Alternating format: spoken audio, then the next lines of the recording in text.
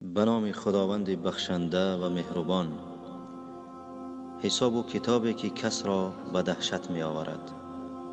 راست است که حیات و مرگ و عمر انسان در دست الله است، اما اگر فرض کردیم که 60 سال حیات به سر ببری، در این 60 سال اگر همه روزه 8 ساعتی خواب کنی، پس 20 سال حیاتت را در خواب کردن مصرف میکنی. و اگر همه روزه 8 ساعتی کار کنی، پس 20 سال دیگری حیاتت را در کار صرف میکنی. 15 سال دیگر هم دوران کودکی.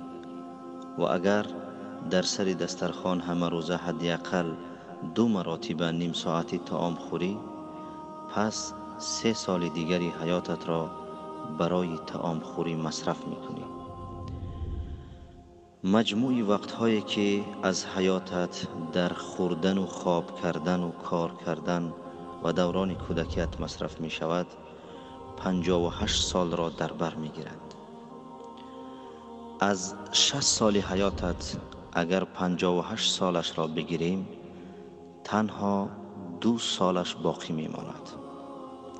سوال این است که از این 2 سال حیاتت چقدری آن را برای طاعت و عبادت الله صرف کرده ای؟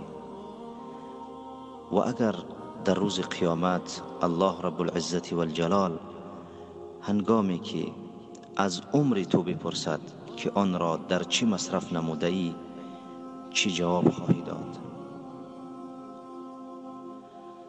قرآن کریم 600 صحیفه دارد. اگر ما این را در 30 روز تقسیم نماییم، یعنی 600 تقسیم 30 برابر 20 می شود. یعنی در یک روز 20 صحیفه راست می آید. و ما همه روزه الحمدلله که 5 وقت نماز می خوانیم. و اگر ما 20 صحیفه را تقسیم 5 نماییم، نتیجه اش 4 صحیفه می شود.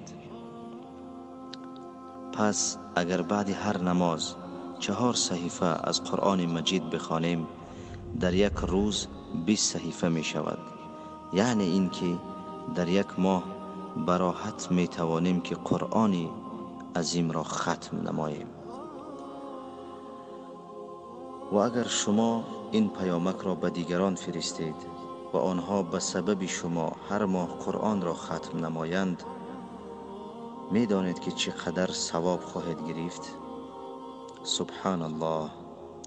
هر وقتی که یکی از آنها قرآن را ختم کند، شما به مثل او اجر و پاداش می گیرید، چون که دلالت کننده بر کار خیر به مانند کننده اش ثواب می گیرد.